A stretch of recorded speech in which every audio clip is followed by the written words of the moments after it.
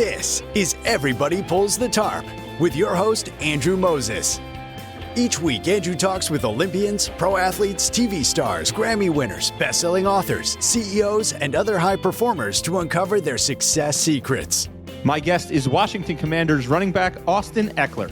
Every day we write a page of our life. The best thing is you have the pen in your hand. Three-time Olympic gold medalist Tessa Virtue. Welcome back to Everybody Pulls the Tarp. Thanks for thinking of me, and I'm a big fan of the podcast and of yours. So anytime you text or call, I'm here. Mike Mills from REM. The key to that was realizing at some point fairly early on that this was probably our life's work. Every conversation is jam-packed with inspiration and actionable ideas. My guest is 2023 WNBA Coach of the Year, Stephanie White. The hardest thing for a coach is trying to prioritize how much time you put in one area or another. Former MLB player, coach, and manager Clint Hurdle. That is the best title of any podcast out there in America, and the content matches up to it. Andrew, you do a fantastic job. I'm a big fan. Keep up the great work. World-renowned organizing expert Shira Gill. You can improve your life simply by removing things. Get ready for a behind-the-scenes look at the techniques, processes, and mindsets powering the world's most successful people. Let's go. Hi, everyone. It's Andrew. And this week, I am excited to welcome Washington Commanders running back Austin Ekeler back to Everybody Pulls the Tarp. Well, listeners, this is Austin's third time here on the podcast. But this week's episode with Austin is a bit different than the past conversations we've had. That's because this time, Austin and I did not do a deep dive on his entire personal and professional journey. Instead, we explored something very specific that he is going through right now: his ongoing recovery from a season-ending Achilles injury that he suffered back in September during Week 2 of the NFL season. As you all know, this podcast is all about studying the journeys and success secrets of the world's top performers. And as we've learned time and time again in my conversations with the world's best athletes, entertainers, business leaders, and more, adversity is almost always part of the story. On that note, I thought it would be interesting to sit down with Austin again, and this time do a deep dive on everything he's doing right now to navigate this major, unexpected setback in his NFL career. I've long been curious about what goes into a pro athlete's injury rehab process, both physically and mentally, and I thought Austin would be the perfect person to talk to all about it. So I reached out to Austin, and we recorded the conversation you are about to hear back in mid-December. Listeners, I can't tell you how grateful I am to Austin for his willingness to dive into his experience with this injury recovery in real time, literally as he's navigating it day to day. We talked about his ongoing recovery process and also explored some of his off-the-field business ventures that he's focused on as well. Austin shared a behind-the-scenes look at the immediate aftermath of the Achilles injury, his decision-making process around developing the treatment plan, how he keeps a positive mindset amidst it all, and so much more. And in an incredibly transparent and candid moment, Austin reflected on how this injury and related recovery may potentially impact his NFL future. The ideas Austin shared apply far beyond football and will help all of us navigate unexpected challenges that come our way. This conversation was really interesting, and I hope you take away as much from it as I have. Oh, and one more thing. This podcast is presented solely for educational and entertainment purposes. It is not intended to be a substitute for the advice of a physician, psychotherapist, or other qualified professional. So, let's pull the tarp and get straight to Austin Ekeler. Take me back to that moment of the injury. Did you realize right away how serious it could be? Take me back to that initial moment.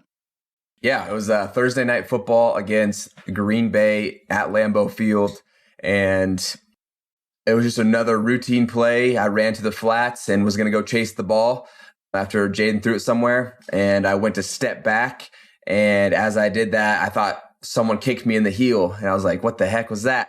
And then I went to step and basically just collapsed because my Achilles had ruptured. So I looked around, there was no one around me, and so once I saw that, I immediately knew that my Achilles had definitely torn and that my season was over at that point. And so for me in that moment, you're kind of like trying to figure out why this happened, how this happened, because for Achilles anyway, there's no like signs, there's no soreness. I was kind of playing through something. It just was pretty much immediate, just snapped out of nowhere. So a lot of confusion, a lot of pain, and now on the road to recovery. So Austin, give listeners a little behind the scenes of kind of what happens in those next few hours in particular. What happens behind the scenes with trainers and medical staff? How do you start kind of communicating and engaging with your wife and family and friends, agent, et cetera? Talk about that for a moment. What happens kind of in those first few hours? Yeah, after you have an injury like that, I even had one last year where I was concussed, like knocked out on the field. It really, I think, depends on your organization. With the Commanders, really communicative as far as talking to the families, letting them know what's going on, either bringing them down to the field or to the locker room, into like a private area in the locker room if it's that bad of an injury and you have to go to the hospital so that you can be informed. So that goes on. While that's going on, medical staff is basically with you the whole time, just letting you know what's going on, just hoping you kind of get out of your football gear because you're not going to walk around with all these pads on. So get out all that stuff, get compression on it, pain meds if you need any pain meds. So really just keeping everything as secure as possible from a information standpoint, and then also from a physical standpoint of making sure you're moving around, cleaning up all your stuff, because you got to travel and you got to get home somehow or back to the hospital. So what happens next? Do you undergo further examination by physicians selected by the team? Do you reach out to, your own personal physicians and training staff and start getting additional opinion? Like, talk about that for a moment. How does all that play out? In our field in football, when it comes to the medical stuff, we're always able to go get second opinions. We have our team doctors that we work with that are our trusted first opinion to kind of help diagnose there on the spot. We'll also get imaging, and then our doctors will continue further diagnostics after they get more information. And then also, while that's going on, we're able to send that imaging to other people that we also might want to get an opinion from, other doctors or whoever else is trusted in our world. And so it's really a group effort to kind of decide and lay out the options to give to the athlete, to give to myself of what we want to do going forward, if that involves surgery or if it doesn't. Is there any like self-pity, or are you all focused on, well, what do we have to do next? You're getting into a deep topic now here. I think for you to make it this far in an athletic career, the feeling bad for yourself has already been beaten out of you through reps, through hard coaching, through the realities of winning and losing, of bad games, good games. As an athlete, fortunately in our industry, there's another opportunity that comes next during a season. You at least have a guaranteed amount of games that are slotted. You might not play them all, depending on the situation, but that there hopefully is going to be another opportunity. Because of that, hey, we move on, we go to the next one. We move on, we go to the next one. And we have that repetition over and over again. There's no time to feel sorry. It doesn't matter. You can't change the past. So I think if you are one who stays around and dwells on the past, I think that's going to inhibit your ability to move forward. And if you're going to be a high performer, you have to always be moving forward, because the moment you're not moving forward, someone else is. And that person in our world in sports is getting compared to you, and they're going to be more attractive as a player than you are, and you're going to lose your job. So no, zero time to have pity. For me right now, for instance, is I don't care that I'm hurt. I care that I get back to where I'm at, or back to where I was. That is my main focus. Speaking of the idea of getting back to where you were and where you want to be, I mean, I'll tell you, you may have not had any little pity party. You may have been focused on the next step, but I was scanning social media right after it happened, and people, it was like the Austin Ekeler end of career celebration. People were saying goodbye to Austin Ekeler. Wow, what a career, what a story. If this is it, what a ride, what a journey. And I'm thinking to myself, I know Austin, this is not it. He's focused on what's next, and you just kind of confirm that. So, I guess you kind of just moments ago answered that question. There were a lot of writers and a lot of pundits, I think, with your situation who said, hey, maybe this is it for Austin. He's got so many other things going on. He has so many other opportunities. He's such a bright, gifted guy in so many different aspects of life. Maybe this is it. So I'm assuming that never crossed your mind. Well, so what I was going to allude to is that as a player, it's very different than being a fan. Fans ride the emotions. That's what it's about being a fan. You ride the emotions, the ups and downs.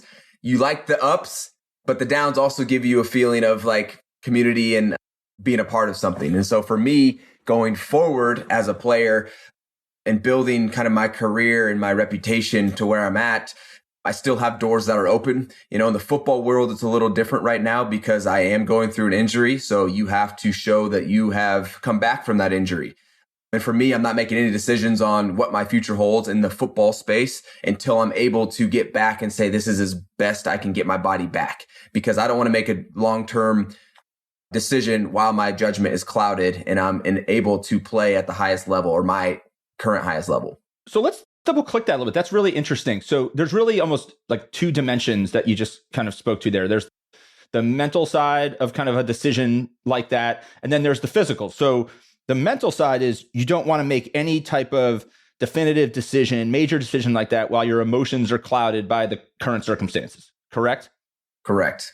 And then the second piece of it is, if I'm understanding correctly, is maybe you don't even know today what physically you have the potential to get back to. So until you can see how far the rehab can ultimately take you, it would be unfair for you to, again, make that decision as to what the future holds from a football perspective. 100%, because there's no value in that decision being made right now. Because I can say, yes, I'm going back, but if my rehab doesn't get me to a point where I can actually get back on the field, that decision didn't matter. And I put all that energy into something that I couldn't control. The only thing I can control right now is getting my rehab all the way back to a point where hopefully I can play at a high level. That's my goal. And then from then on, that will open other doors for me to make decisions on. That is just a incredibly refreshing and authentic way of thinking about things. I mean, I know that you are passionate about like that connection that you have with the fans and the community. We've had so many conversations, you and I, Austin, about the community, and that it's all about the community and that connection. And you know what? Like, there are plenty of athletes, I think, who would tell fans, I'm going to be back. I'm going to be better than ever. I mean, you're giving as honest of an answer as I think you can give in the current moment. I think my wife tells me this all the time. I'm a straight shooter. Like, I think about things in a logical standpoint. You know, in another life, maybe I should have been coder. You know, you think of one block than the next. And that's definitely how my mind works. And so it's not always the most flashy when you're talking to fans because they want that big, you know, announcement of like this or that. And mine's more of a progression that can lead to either one of those. But it keeps me in a space where I can have manageable expectations for myself, and I'm not putting too much stress on my mind because I have to get to this result that I said I was going to get. I keep the results within my grasp of the things that I can control. So let's dig into the rehab a little bit, like the tactical, what's going on, what's happening. My dad tore his Achilles and needed Achilles surgery after a pickleball match a couple of years ago. And I know from that experience and from talking to others, I mean, doctors say, experts say, it is one of the toughest sports-related injuries to come back to in terms of the time, the restrictions that you have. I saw you post an Instagram video pretty quickly after the surgery. You said the restriction was that you couldn't sweat. So you were lifting weights in like, you know, very light weights for you, very small reps. Talk about kind of the initial protocol. When you get that Achilles repaired pretty quickly after the diagnosis, then you begin the recovery and rehab process. Talk about what that's like for this particular injury. Yeah, throughout any type of injury, and in particular the Achilles, there's different types of vulnerabilities along the process of coming back. And what I mean by that is there's things that can affect you negatively differently as you continue to heal. For instance, when I was not able to sweat, it's because my incision was still opened. I still had an open wound. I still had stitches in there. So you don't want any infection or anything like that. So it was in a cast, and then I was, you know, able to walk around on crutches and a scooter. So again, now there's more risk. You don't want to be doing anything too active because I'm in a cast and I can't walk on that leg. As I continue to heal, I continue to reduce the amount of things that are high risk for myself. So now at this point, I believe I'm like 3 months out, close to 3 months, and I'm able to walk. That's so I can move around a little bit. I can sweep the floor. That was one thing that was bothering me because that's one of my things around the house. I sweep the floor and it was getting dirty. I'm like, oh my goodness, I cannot wait to sweep the floor when I can walk again. So there's a slow progression. As much as you want it to go fast, you cannot And that was one of the things that my doctor told me. He said, you will feel better than you are actually healed. So I'm taking it slow, and fortunate for me, it was at the very beginning of the season. So I really have a long time before the next season starts. The season won't start till September. I'll be by far done with my rehab by then. One of the questions that listeners submitted in advance of us recording this episode today is, does having an injury make you appreciate your love for the sport and the craft that you do anymore? Interesting question. I'll say interesting because there are 100% lessons learned when you're going through the recovery process. However, those are some lessons that I would hopefully not have to learn as I'm being an athlete. We don't want to ever get injured. However, I do think it adds depth to your life of comeback stories, of pushing through pain, of unexpected things happening to you that can translate to other lessons and other times that you can fall back to in the future. So I think, yes, you'll be better off progressing through those. However, you never want those as an athlete. Like, those are lessons that you don't want to have to learn. But if you do have to go through them, which many of us do, especially in football, there is blessings in there. It's all perspective, but that's how I see it. Are there specific lessons that you take away from this from a prehab, preparation, physical perspective? Like, has anyone identified anything that you could have done differently? I mean, these Achilles injuries, these are kind of funky. I mean, they're hard to, like you said before, hard to predict and hard to forecast. Not hard, impossible to predict. Impossible to predict. So I've talked to several doctors now, well, I guess the 3, about how I could have prevented this. There's nothing you could have done if you weren't feeling any like tightness in there, if there was no swelling, if there was nothing wrong with my Achilles or my foot or my ankle at the time. I stepped back. It was at a bad angle. Apparently that was the one that sent it over the board and it snapped. So yeah, there was nothing I could have done. I think something that a lot of people are curious about is, when you're injured to this extent and you're away from the team, what is the relationship like between you and your teammates, between you and the organization at this moment in particular? Do you watch the games? Do you engage with your teammates? What does that engagement look like? Are you just kind of cheering them on, being a vibes guy? Or are you, hey, I saw this on TV on Sunday. I think we should look at this, or I think we should try that. Talk about that for a moment, Austin. Yeah, it's different for everyone. The club always has open doors to all of its players at any time, regardless if you're injured or not, if you're on that team for that year anyway. So I could have done my rehab there. I wanted to be in a place where I knew my mind would be in a better spot, where I feel like I could have the forward-looking feeling again. The reason I was in Virginia was to be with the team. Now that I'm useless to the team on the field, it's like, okay, where can I go to a space where I can continue to be myself and feel like I'm going to be getting the most fulfillment out of my life? And all of our paths are different. For the NFL, this was my last year on the contract with them. If maybe I had 2 or 3 more years to go with the Commanders, maybe I would have stayed around there. I don't know what the future holds with my team right now in my contract going after this. Maybe, like I mentioned at the very beginning, maybe there will be something there. I can't even see that yet because I have to get my body back right first. So the relationship is still there, but more from a supporting role. Absolutely. I watch every single game. I'm still active in my running back group chat, encouraging these guys through wins and losses, and kind of just being that sideline guy, just kind of dropping some knowledge to some guys after what we're going through this season, which is unfortunately a down year. But once you have a season-ending injury, really it kind of paths you in a different path. Like, your mind is totally outside of football now and into recovery. What does your support system look like from a recovery perspective now?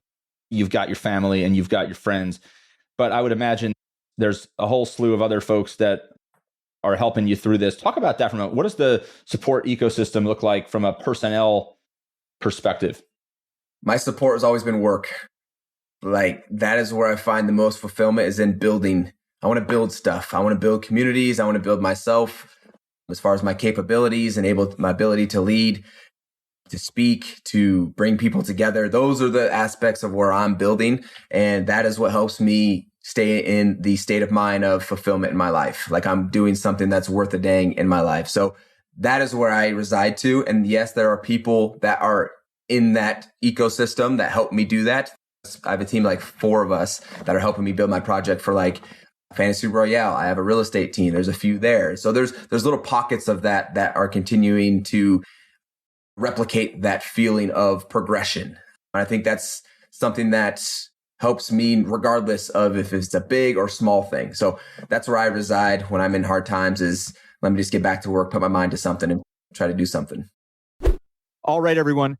We'll get back to the conversation momentarily. But first, I want to tell you about my free weekly email newsletter, Tarp Pullers. Each week, I share an uplifting and inspirational tarp pulling story that is sure to brighten your day. And I also highlight some of the most powerful ideas I've learned on my journey talking to 200 and counting of the world's top performers. The newsletter is short, concise, and a reader recently told me this. She said it makes her day every time it hits her inbox. Go to everybodypullsthetarp.com/newsletter to sign up today. You used that word there, progression. How do you define progression and making progress? Yeah, I think progression is subjective, but which is a great thing and can be a bad thing. Great because you get to choose what you want to go towards and how fast. It's not about speed. It's about just moving forward. And moving forward means gaining more value than you thought you had in the past. So whether that's me learning something, whether that's something tangible like money or resources, whether that's having a child, like that's a progression for myself. So gaining and continuing to progress in different avenues that you feel is more than you had in the past is what I would say. You alluded to it there. You and your wife are expecting your first child here in the spring. You guys have been very publicly sharing that news and the enthusiasm that you and all your family and loved ones have for this exciting news. When you think about your story and all that you've accomplished, like, is there one thing that you want your child, when they can really start to digest and comprehend your story, to take away from it? It's not supposed to be easy. I think that's the real message. And I think getting reps and being in a position where you're getting repetition of having a lot of responsibility, things being hard, things continuing to build you up as a person and build your character, that will pay dividends in the end. So I would say it's not supposed to be easy would be one of the messages that I would want my children to get from my story, because that's what it's been. It's been a nonstop grind, which I absolutely love, but at the same time is the thing that stresses me out more than anything every day. So it's again, I keep using this word, it's the pursuit of progress that continues to keep me going. And that's because I've continued to overcome hard and difficult circumstances. Your entire story, your entire career, your entire life has been, I think, a representative of that. So well said, as always, Austin. You mentioned it a few moments ago. You've got your hands in a lot of different things off the field. We've talked about it in our prior conversations. Most recently, you founded Fantasy Royale, a fan engagement platform where you partner with brands, athletes, and creators to deliver free interactive sports contests, giving fans new ways to compete, connect, and win major prizes. You've attracted thousands of participants across the NFL and other major sports, and recently announced the launch of Playoff Bracket Royale, a free nationwide NFL playoff bracket contest that gives fans the chance to win prizes, including a $10,000 grand prize. So take me behind the scenes of this. Let's get to something a little more joyful than an Achilles injury. Take me behind the scenes. Let's start here. How does Austin Ekeler come up with a business idea? And then we'll get into this idea and what you're doing with this. So you need backstory because of this. You need backstory. It's small backstory, but I went to school for business. I thought I was going to be an entrepreneur going straight out of college. You had an internship in the oil and gas industry. Yes, I had my degree in energy management, was going to go into oil and gas and then start building my real estate empire was my goal coming out of college. Little did I know, I was able to play football at a high level. So now I'm playing in the NFL. And then my entrepreneur kind of journey and dream just had to take a back seat for a couple years as I continued to learn. So that being said, now having that context, I think it was my second year in the league. After that year, I started streaming on Twitch, which started this community building stuff. And so then I was like, man, my entrepreneur side came out of it. I was like, maybe I can help other athletes do this because I'm doing really well. I'm getting endorsement deals, like it's starting to pick up. So that's when my ideas started to come to fruition. Like I always was a creative person, loved to make stuff, loved to make content. And then once I started to have more of an understanding of my independence, I was like, hey, maybe I can try to start stuff. So that's where the ideas started to flow, and then I started to put them into play. So specific ideas. I mean, do ideas come to you when you are working out? Do they come to you when you're driving? When you are sitting in front of a whiteboard? All of the above? Talk about that. Ideas come from me when I do stuff. So I do a lot of different things. So for instance, let's take the streaming path. I'm about to take you down a journey. So I start streaming during COVID and I start having success. And I kind of said this already, but then I was like, oh, you know what? I can help other athletes do this. There's some other athletes I find, like actors, IndyCar drivers, WNBA players. And I build this group called Gridiron Gaming Group.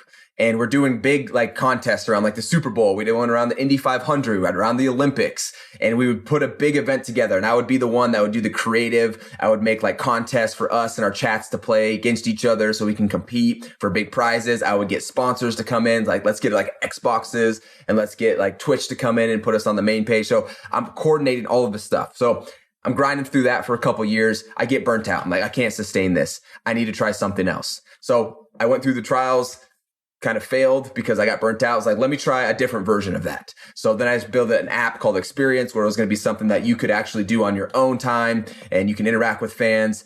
Did that for a few years, got burnt out. Then I was like, you know what? I'm going to start a Discord server where we're going to do like bingo nights. It's going to be poker nights. And I'm going to go find athletes to get them to donate like a jersey for the grand prize. So I'm continuing to try this. I got burnt out of that as well. So now I tried a fantasy football show. I was like, you know what? I'm just going to do content. Did that for 4 years. It was awesome. Decided to move on from that.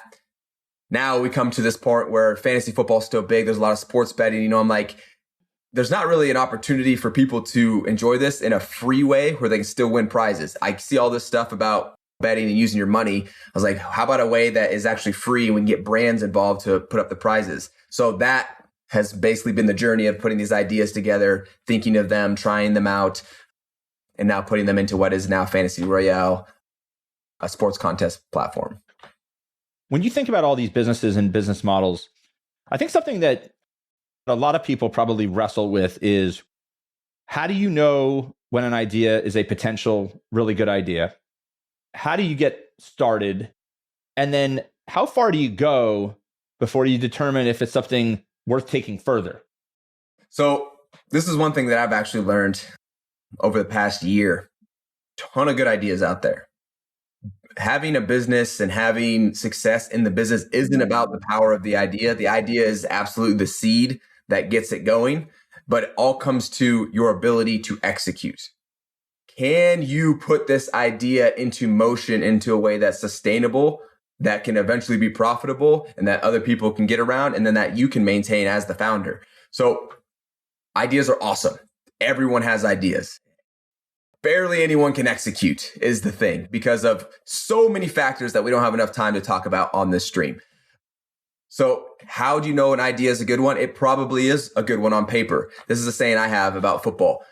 It sounds great on paper. Paper doesn't play football, right? You have expectations of maybe this will happen and this will go into place. There's so many factors that can beat up your idea. So you don't really know if your idea is good. It might be good because typically the execution is the flaw, not necessarily the idea. So in the football context, that's like when a fan says, based upon all the free agent signings, this team is going to win the Super Bowl. You still have to go run the plays and play the games. Look, in football and in media, we live off of expectations. Expectations can create some amazing headlines and can actually put you in a position where you feel like you're great. You're going to win your bets. You're going to win your fantasy team. However, expectations are not reality. Reality is reality. And so the reality of football is that there's a lot of factors that you cannot account for and that expectations overlook. So therefore, that's why it's so crazy every single weekend, because you're like, I thought this team was going to win, but then this happened and then this happened. And you're like, that was wild. Or you're like, dang, that sucked, you know? So it pulls the emotions. But yeah, execution is where I would start. And how do you practice execution? You got to get reps. You have to get reps at going and putting things forward. It doesn't mean you have to go full on, but maybe it's testing something on your friends. Hey, what do you think about this? Right? All of these little actions are reps of you putting something into motion that will help you learn and get feedback to hopefully, if you are really committing to putting something together, can give you that confidence that yes, it's going to work because of all the reps. And it still probably won't work because you still haven't put in enough reps. It's probably the reality of it. The amount of volume of reps that you have to put in is so astronomical that that's why most people don't start their own thing, because it is so far-fetched that most people get burnt out before they can actually get there, or run out of resources, or just settle for something else. In the past, you and I have talked about time management and juggling different things and keeping a lot of different balls in the air and different plates spinning. I remember you telling me that in particular early on in your NFL career, it was like football is the main thing. I need to be so focused on this that I essentially build that foundation that I can build upon my entire career. It's something that you told me you share with rookies and folks that are in earlier on in their careers professionally in any sport. But once you get going and you start to have a couple different plates spinning at the same time, how do you determine how many different plates you can have spinning at the same time? I don't determine that. I think my bandwidth and my stress levels determine that. So I guess in a way I do. But I'll say this. There's levels to everything. There's levels to capabilities. And the more you understand something, the easier it is for you to execute it again. So for instance, talk about football. I've been playing football for 22 years straight, and the NFL for 9 years. For me, and my capabilities to understand a playbook, to understand a defense, to understand a play caller, to understand the situations of football that come up is like the back of my hand right now, because I've listened to it years after years after years. So now I can walk into every single year at this point going forward, walk into the locker room. I pretty much know all the situations, all the circumstances, the rules, everything. My bandwidth has gone up, right? My ability to process and understand the situation based off of the reps that I put in, based off of the time that I put in, has now allowed me to be extremely efficient in my thought process and my physical play on the field, as opposed to a rookie who comes in and is still learning, like their head's spinning. They're like, these are so many situations. And because I've had the volume and the reps, now my capabilities have increased. It's the same thing with the things off the field. So you have to continue to get volume. You have to continue to get reps. Sometimes I've actually had to pull back. I've had times where I've had 4 different projects going on and I'm like, whoa, Austin, like I'm realizing that I'm not able to give the attention I wanted to this one thing. It was like my Discord channel. So I actually pulled it back. I have this thing called Pro Athlete Ventures going on at the same time, which is like a news channel. I had fantasy football fundraising for NFL players going on at the same time. So I had 3 things going on tonight: my real estate portfolio, football, all at one time. All of those have gone away, besides a couple of them that I've either delegated the head kind of role to, or that I want to focus my time on in particular. So it is about ballooning out, increasing your capabilities, putting the time in to continue to be more efficient, and then you'll be able to handle more. So that's my journey of how I've continued to push out and then learn, hey, maybe sometimes I can't go too far out. I got to bring it back in. People talk about this idea of auditing your energy, reviewing your energy, like what activities in your life and in your work give you more energy and what things take away your energy. This is an idea I always struggle with, because I think when things are hard, you said earlier, like one of the lessons that you want to pass on to your kids is this idea that things are not easy. It's not supposed to be easy. It can be very hard. Like, this is where I struggle with it. Like, it can be very hard, I think, sometimes to distinguish between something that's removing energy from you and maybe like not something that is filling you up, and something that's, it's just hard. And it's just a hurdle that you have to break through. Like, that's always hard for me to reconcile. And I think that's why, like, looking for what's giving you positive energy and what's maybe giving you negative energy, like, is not as black and white as maybe it seems. Talk about that. What are your views on that? The places that you get your energy need to be from things that you can control. Now, the results of the things that you can control, you can't. Or the results of the things that you do, you can't control. But you can control what you do. So here, let me break that down, because it's probably confusing. I get my energy from building things and working out. Things that I can control. I can control, I'm going to go try my best to learn. I'm doing sales right now. I'm learning a bunch of sales. I'm doing a bunch of role play in sales. I love that because I'm building my internal character. Will that give me the results of what I want it to do? No. So I cannot put energy in. I cannot get energy from the results. The results are the results. Let me find where I can control what I can control, and that's where I get my energy from. So focus on what I get to do, which is my thoughts and my energy, my thoughts and my actions. That's where I get my energy from, is making sure that I'm doing the things that I feel like will push me forward, regardless of what the results are. So sorry, that was probably a jumbled up way, but hopefully you can clear it up. You do a good job clarifying, but hopefully you understood what I was saying there. No, I actually don't think it was very jumbled up. Good. I think you explained it quite well. It's an idea that's becoming a really common through line in the almost 250 conversations I've had with the world's top performers in sports, entertainment, and business. Yeah. Here's an example. Football example, easy to follow because it's a popular game. Wins and losses.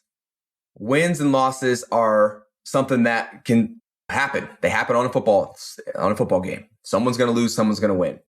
I am 100% dedicated to making sure that I am doing everything I can to produce the win for the team. That means I'm playing efficiently. That means I'm playing my best football. I might play my best football, my best game ever, and we still lose the game. For me, do I have this big emotional swing of I can't control the result. I can only control my actions. So that's why I'm able to stay level-headed through the tough spots, through the ups and downs, because as athletes, there's 11 of us out there. It takes all of us and the coaching staff and circumstances with player talent. So there's so much other stuff flying around. I can't control it. So I can't allow it to affect my energy. If you let that affect your energy, you're going to start spiraling down a place where you're driving yourself crazy because you're putting effort and time and giving some equity in your head to stuff that you can't control. Now, saying that there are things that deserve proper emotions, you can be pissed off. I can still be mad that we lost the game, but I got to be able to move on from that and not let that control, the future of what I'm going to do with the things or with my energy going forward. I guess there's a difference, you would say, between being mad and channeling it towards things that you can control and being mad and letting it completely spiral and affect everything else that you've got going on in your life because of something that's out of your control. Circumstances and results deserve emotions. As we're human, we are emotional. So there are going to be emotions tied to results 100%. Now, if that affects you is your choice. How it affects you is your choice because your reaction is your choice. If the worst possible thing happens to you, you're going to be upset. You're going to be in a bad place.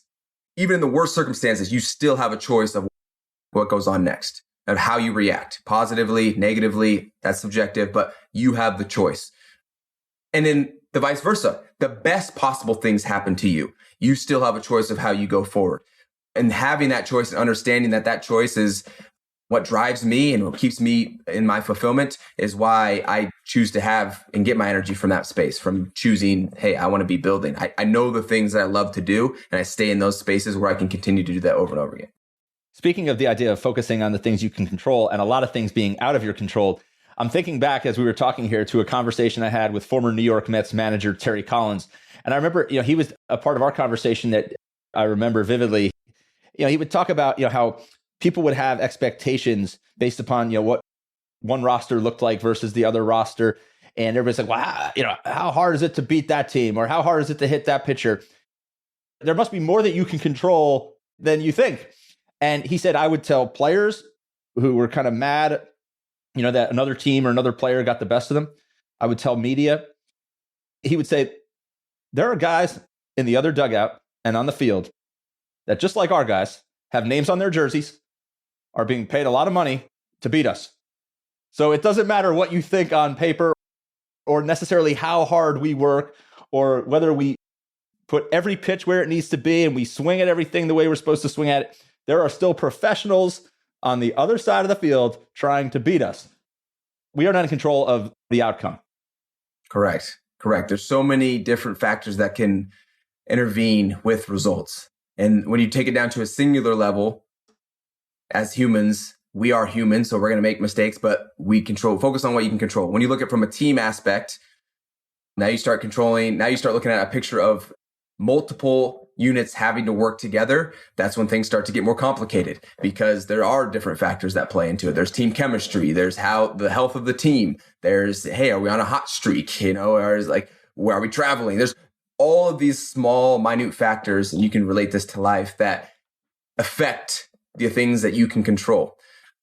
And so you always are in an adaptation game. We're always adapting, nonstop adapting, which makes it tough to not sometimes let emotions get ahead of us, or expectations, kind of cloud our judgment, because we have these, they creep into our mind. It's good to have expectations and opinions and things like that.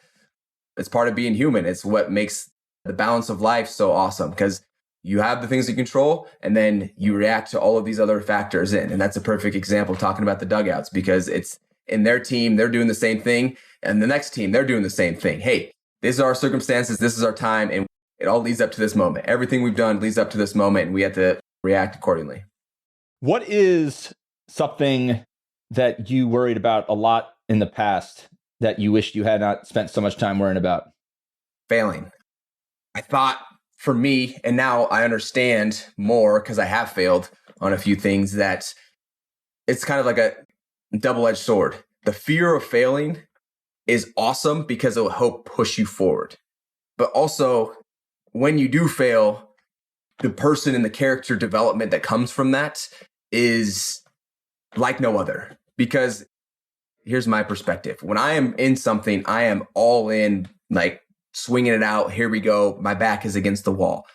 So if I go forward, great. It's going to open new doors. If I don't and I fail, I have put so much energy into that. Now I can translate that to something else with newfound information of what not to do. So for example, I'll give a business example. I was building my app experience, and I had some consultants that were supposed to come in and help me out. These consultants were great at coming up with ideas. But what did I just talk about earlier in this podcast?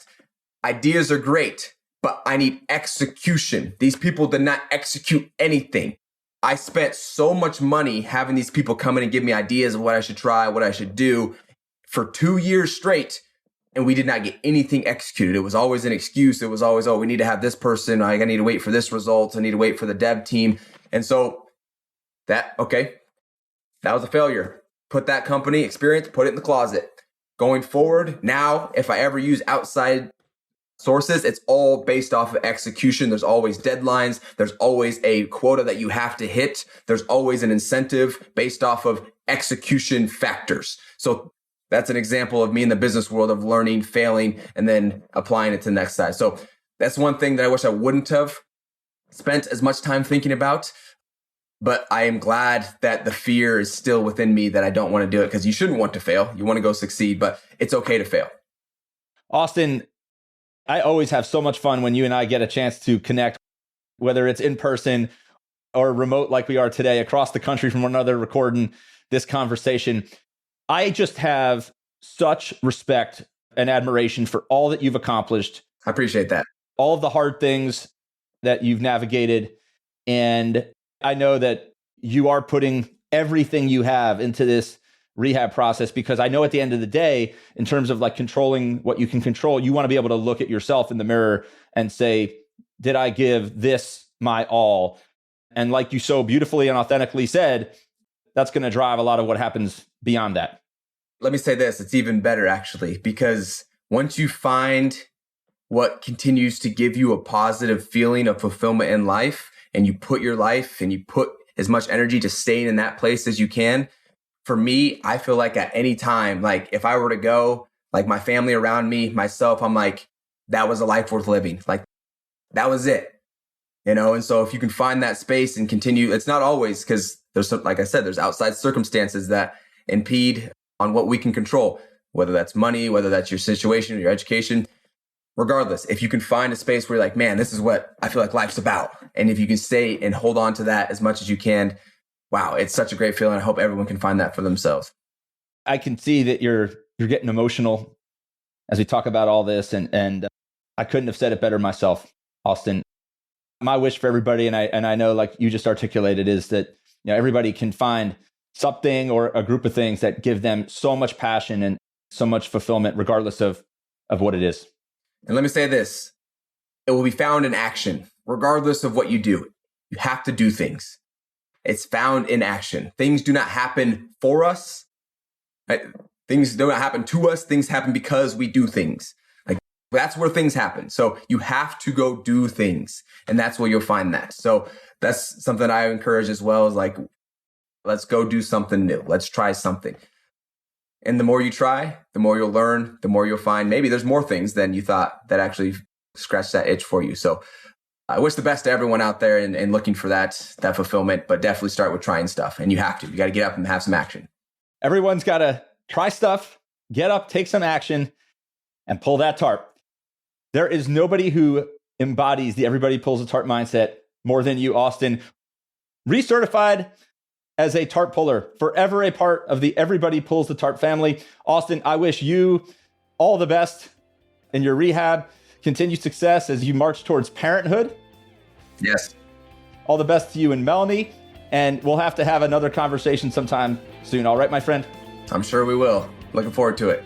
All right. We'll talk again soon. Sounds good. Thanks, brother. Thank you for joining me this week. Be sure to subscribe in your favorite podcast app so you can catch all of our upcoming episodes. And if you are like me and want a world full of tarp pullers, then leave a review to help others find us. You can also follow me on Instagram at AndrewMoses123 and sign up for my email newsletter at everybodypullsthetarp.com/newsletter. I'll share tips and insights to help you achieve maximum success and happiness. Until next time, keep pulling the tarp.